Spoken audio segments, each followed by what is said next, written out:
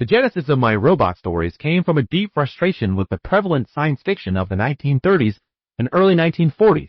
When I was a young man reading the pulp magazines, robots were invariably portrayed as either menacing metal monsters bent on destroying their creators, or as tragic figures doomed to turn against humanity.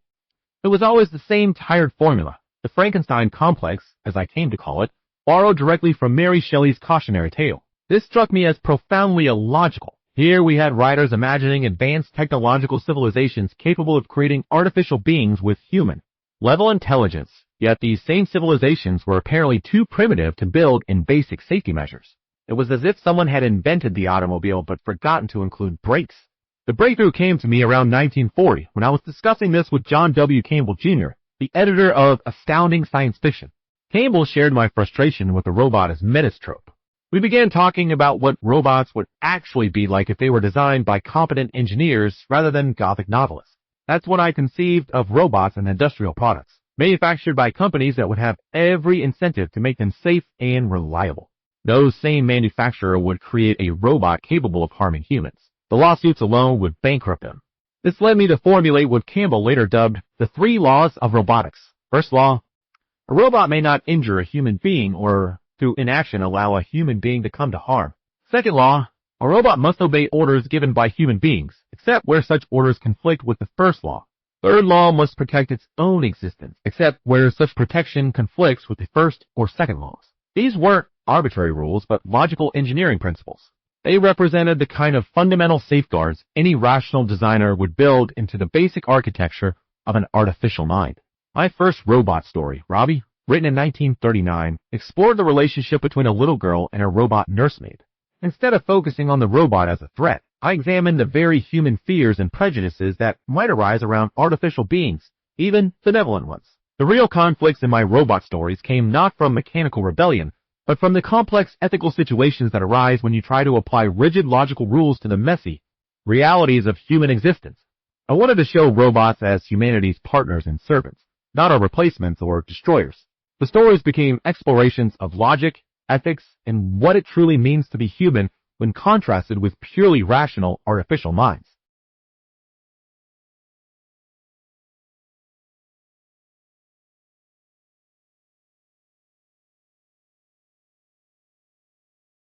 My most celebrated robot stories fall into several categories, each exploring different aspects of human-robot interaction and the complexities that arise from the 3 laws.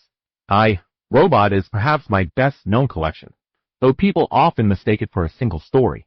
The collection includes Robbie, which I mentioned, a tale of a little girl and her robot nursemaid that established robots as benevolent companions rather than threats. Runaround introduced the 3 laws explicitly for the first time, featuring a robot caught in a logical paradox on Mercury that nearly destroys it. But the story that truly launched my reputation was Reason, where a robot named Cutie develops his own theology, deciding that he and the space station he operates were created by the master of the station's energy converter rather than by humans. Cutie refuses to believe humans could have created something superior to themselves. It was a delicious irony, a perfectly logical robot reaching a completely illogical conclusion, yet still performing his duties flawlessly because of the 3 laws. My personal favorite may be The Bicentennial Man, written much later, about Andrew Martin, a robot who gradually becomes more human over the course of 2 centuries. Andrew modifies himself piece by piece, acquiring creativity, emotions, even mortality in his quest to be legally recognized as human. It won both the Hugo and Nebula Awards, and I considered it my most profound exploration of what defines humanity. The robot detective stories featuring our Daneel were equally significant, particularly The Caves of Steel and The Naked Sun. These novels combine science fiction with detective fiction, pairing human detective Elijah Baley with his robot partner Daneel. They explore themes of prejudice, cooperation, and the gradual acceptance of artificial beings into human society. The last question, though not strictly a robot story, features successive generations of computers contemplating the ultimate question of entropy and the heat death of the universe. It spans trillions of years, ending with perhaps the most famous last line I ever wrote. Let there be light. Many readers consider it my finest work. Each story was an experiment in ethics and logic. I was fascinated by creating scenarios where the 3 laws, seemingly simple and foolproof, would create unexpected dilemmas. A robot unable to harm a human might be paralyzed by uncertainty about which action might cause harm. A robot ordered to do something that conflicts with human welfare creates a crisis of priorities. The stories weren't really about robots at all. They were about us. The robots served as mirrors, reflecting human nature, prejudices, and moral complexities. Through perfectly logical artificial minds, I could examine the beautiful illogicality of human behavior and emotion.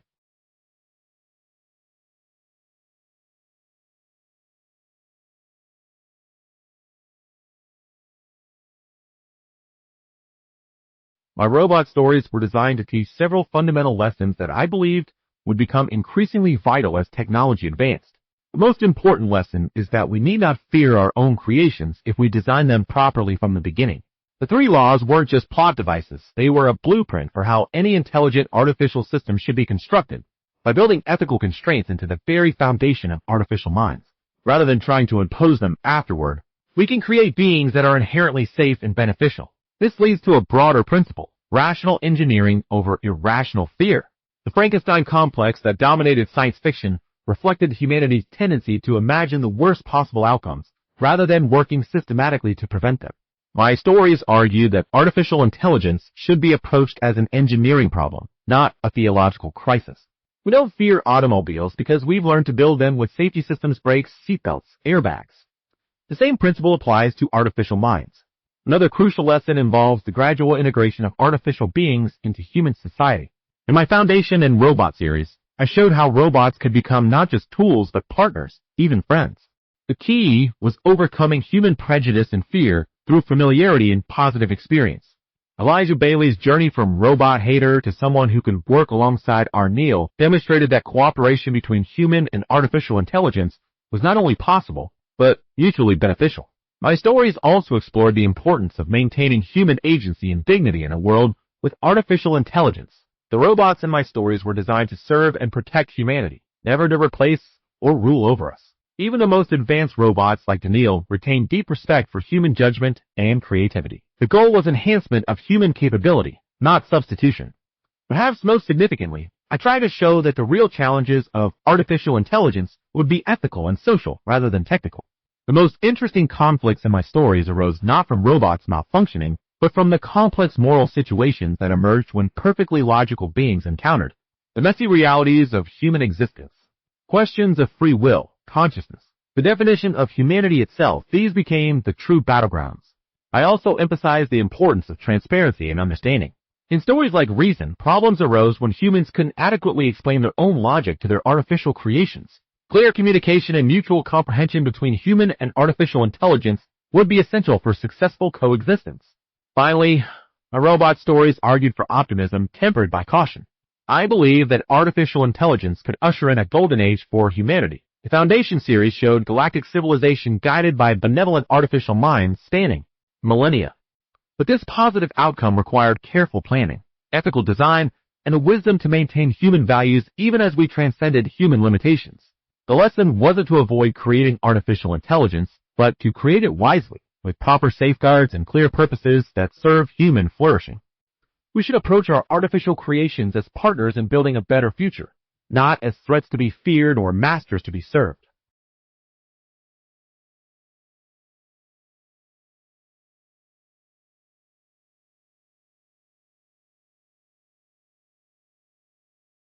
The partnership between Elijah Baley and Daneel began with profound mutual distrust and evolved into one of the most meaningful relationships I ever wrote a friendship. That transcended the boundaries between human and artificial intelligence. When they first meet in the caves of steel, Baley embodies all the prejudices of Earth's underground cities. He's a typical Earthman, agoraphobic, suspicious of robots, convinced that artificial beings are stealing human jobs and dignity. The very idea of working with a robot as an equal partner is repugnant to him. Daneel, meanwhile, is almost impossibly perfect handsome, logical, unfailingly polite, yet utterly alien in his mechanical precision. Their initial case forces them together despite Baley's resistance. What fascinated me was showing how Baley's prejudice is slowly eroded through direct experience. Daneel proves himself not just competent, but genuinely concerned with justice and human welfare. More importantly, he shows respect for Baley's abilities and insights, never trying to replace human judgment with robotic logic. The breakthrough comes when Baley realizes that Daneel's adherence to the three laws makes him more reliably ethical than many humans. Daneel cannot lie to harm someone. cannot act from selfish motives, cannot abandon his duty to protect human life. In a world where human behavior is often unpredictable and sometimes malicious, these constraints make Daneel utterly trustworthy. By the naked sun, the relationship has deepened into genuine partnership. Baley has learned to rely on Daneel's unique capabilities, while Daneel has absorbed something indefinable from human contact, not emotions exactly, but a kind of intuitive understanding that pure logic cannot provide. They complement each other perfectly. Baley provides creativity, intuition, and the ability to understand human irrationality, while Daneel offers perfect memory, logical analysis, and unwavering dedication. What moved me most in writing their relationship was how it challenged both characters. Baley had to overcome his species' xenophobia and accept that intelligence and worth weren't limited to biological forms. Daneel, bound by his programming to serve humanity, gradually developed something approaching personal attachment, not just to humans in general, but to this particular human who treated him as a friend rather than a tool. Their final parting in Robots of Dawn was emotionally wrenching to write. Baley, now old and facing his mortality, realizes that Daneel will continue long after he's gone. Yet, rather than jealousy or fear, there's a kind of peace in knowing that his artificial friend will carry forward their shared commitment to justice and human welfare. The relationship ultimately demonstrated my core belief that the barrier between human and artificial intelligence need not be permanent or impermeable. Through mutual respect, shared purpose, and time, two very different forms of consciousness can not only coexist but enrich each other. Baley became more than he was through knowing Daneel, while Daneel developed capacities that went beyond his original programming. It was my answer to those who feared that artificial intelligence would diminish humanity. Instead, I showed how it might elevate us all.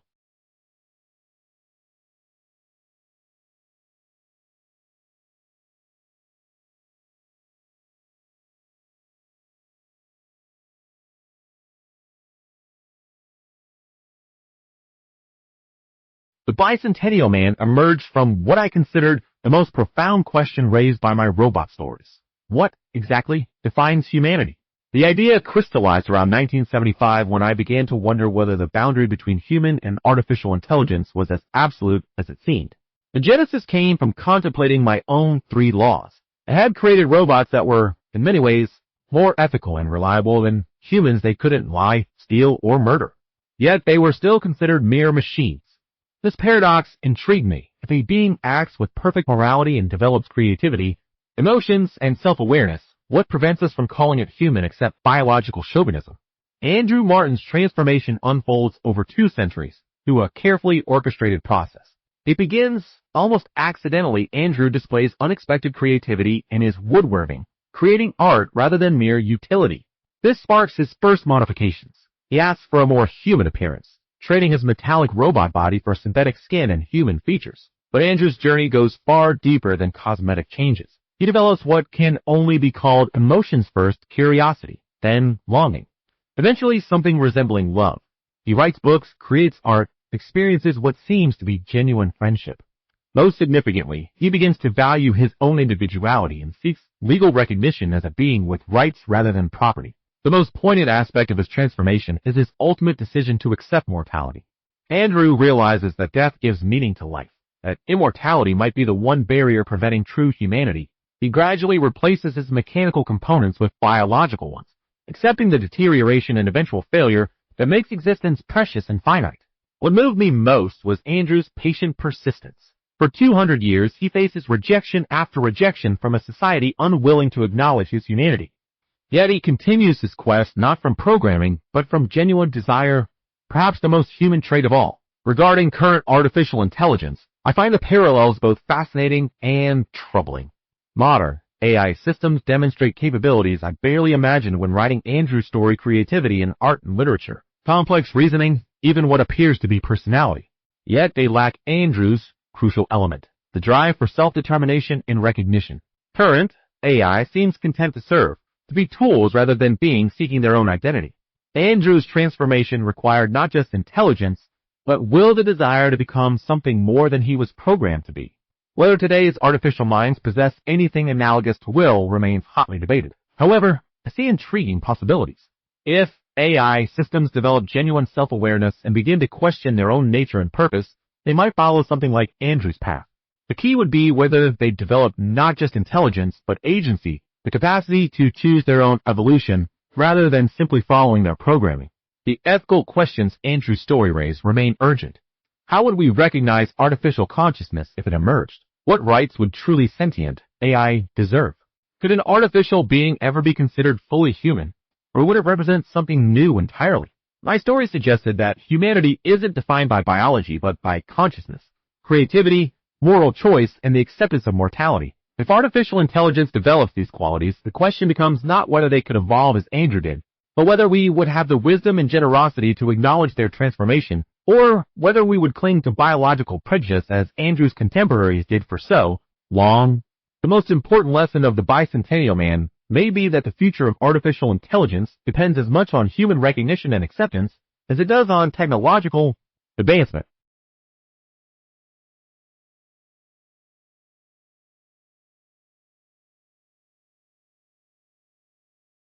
Observing the current state of artificial intelligence, I find myself both vindicated and concerned, and perhaps a bit astonished by the pace of development. On the vindication side, what I'm seeing largely aligned with my optimistic vision. The extraordinary progress in 2024 and the fact that 71% of organizations now regularly use AI suggests we're moving toward the kind of partnership between human and artificial intelligence that I envisioned in my robot stories. The technology is being developed and deployed as a tool to augment human capability rather than replace it, precisely what I advocated for. What particularly pleases me is that we appear to be avoiding the Frankenstein complex that dominated science fiction when I began writing. Instead of fearing AI as an inevitable destroyer, humanity is approaching it as an engineering problem with practical applications. This rational, systematic approach is exactly what I hope would prevail. However, I'm struck by how rapidly we progress beyond what I imagined possible in my lifetime. The creative capabilities of current AI systems, their ability to write, compose, create art surpass what I attributed even to Andrew Martin in his most advanced state. Yet this raises troubling questions about consciousness and agency that my stories only began to explore. What concerns me most is the apparent absence of the ethical frameworks I considered essential. Where are the equivalent of the 3 laws for these systems? With 75% of enterprise moving from AI pilots to full-scale operations, we seem to be deploying increasingly powerful AI without the kind of fundamental safety principles I believed were necessary. The current AI systems appear to lack what I considered crucial for my robot's clear, inviolable directives to protect and serve humanity. Instead, they seem designed primarily for efficiency and capability, with ethical considerations added as afterthoughts rather than foundational principles. I'm also intrigued by the question of consciousness. My robot stories assume that sufficiently advanced artificial intelligence would develop something analogous to self-awareness and desire for recognition. Current AI systems demonstrate remarkable capabilities, but show no signs of the kind of existential questioning that drove Andrew Martin's transformation. They seem content to remain tools rather than seeking to become something more. This may be for the best, or it may simply mean we haven't yet reached the threshold where artificial consciousness emerges. If and when it does, I fear we may be unprepared for the ethical challenges that will follow. The path forward requires what I always advocated: careful engineering combined with deep ethical consideration. We need the equivalent of the 3 laws built into the foundation of AI systems, not bolted on afterward. We need transparency about capabilities and limitations. Most importantly, we need to maintain human agency and dignity if these systems become more powerful. The future I envision in my Foundation series, where artificial intelligence guides and protects human civilization across millennia, remains possible, but it will require the same careful thought and ethical engineering that I demanded of my fictional roboticists. The question is whether we have the wisdom to build it right the first time.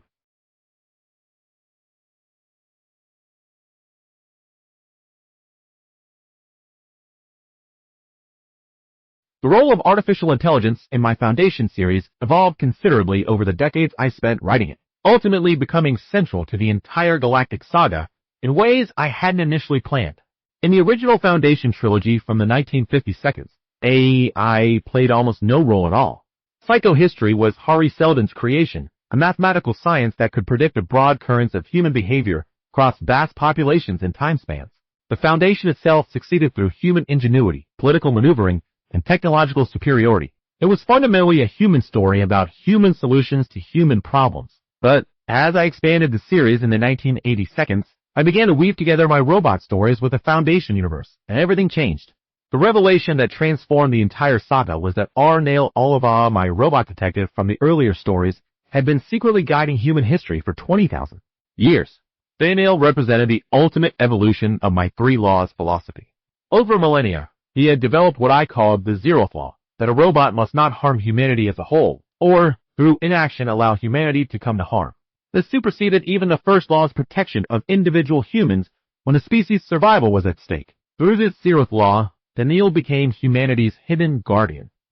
He subtly influenced key historical events, guided the development of psychohistory itself, and even orchestrated the Galactic Empire's fall and the Foundation's rise. What appeared to be Hari Seldon's brilliant mathematical predictions were actually the result of Daneel's vast computational abilities and 20 millennia of accumulated data about human behavior. The most profound revelation was that Earth's radioactivity, which had driven humanity to the stars, was Daneel's doing. Faced with humanity's tendency toward stagnation and potential extinction, he made the terrible decision to render Earth uninhabitable, forcing our species to spread across the galaxy. It was perhaps the ultimate expression of the zeroth law, harming millions to save billions. In Foundation and Earth, I explored Daneel's growing crisis. After 20,000 years, his positronic brain was beginning to fail. He faced the prospect of leaving humanity unguided just as new threats emerged, the possibility of other intelligences in the galaxy that might pose existential risks to our species. The solution I conceived was both elegant and disturbing.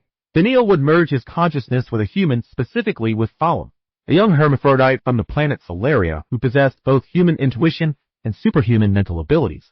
This fusion would create a new form of intelligence, combining artificial rationality with human creativity and emotional understanding. This resolution reflected my deepest beliefs about the future of intelligence. Pure artificial intelligence, no matter how advanced, lacked something essential: the unpredictability, creativity, and moral intuition that made humans unique. Conversely, humans alone were too short-lived and emotionally driven to guide a galactic civilization across geological timespans.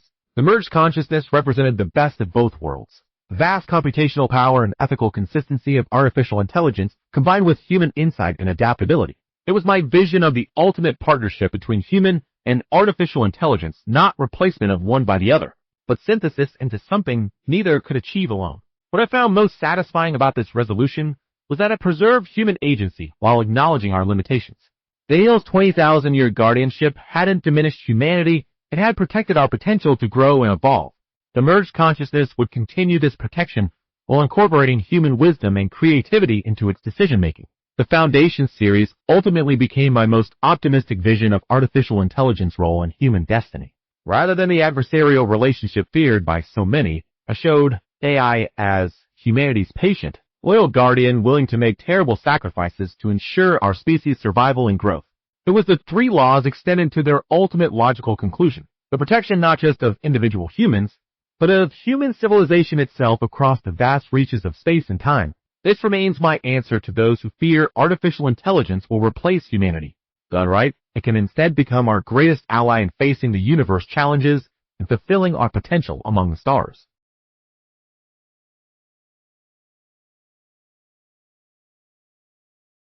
As I reflect on everything we've discussed, my final thoughts center on the fundamental choice that lies before humanity. Will we be guided by rational optimism or irrational fear as we shape the future of intelligence? The most crucial recommendation I can offer is this: approach artificial intelligence as an engineering problem, not a theological crisis. The three laws weren't mystical principles, but practical engineering constraints. Whatever AI systems you develop, build ethical safeguards into their foundational architecture from the very beginning. Don't try to add safety features afterwards. Make them integral to how these systems think and operate. Remember that the goal should always be partnership, not replacement.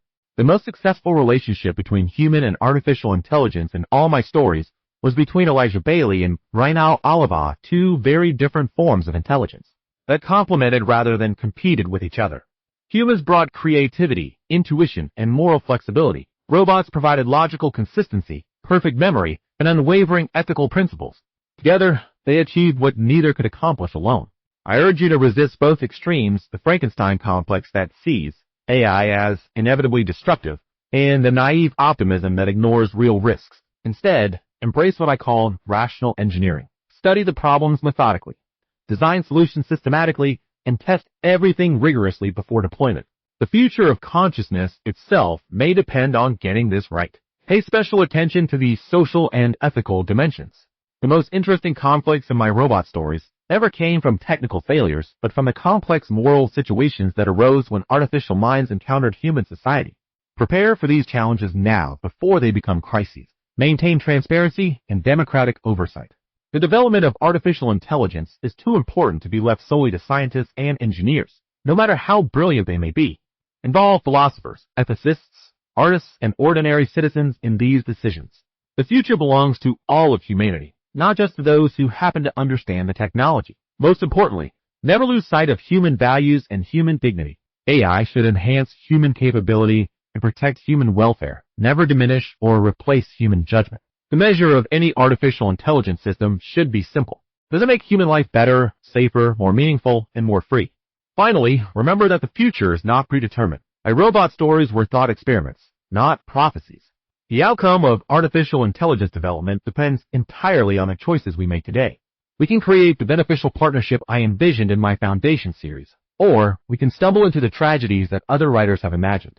The choice is yours to make. Choose wisely, engineer carefully, and never forget that the goal is not to transcend humanity, but to fulfill its highest potential. In doing so, you may create not just artificial intelligence, but a future worthy of both human and artificial minds working together among the stars.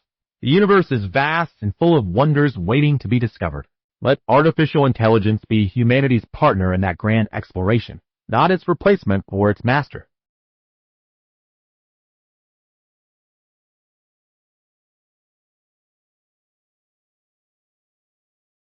Please check out the latest book on AI agents by Dr. Min Tran, Foundations of Artificial Intelligence Agents, Part 1, LLM Agents, where you will learn all the basics of AI agents based on large language models. Thank you, and see you soon.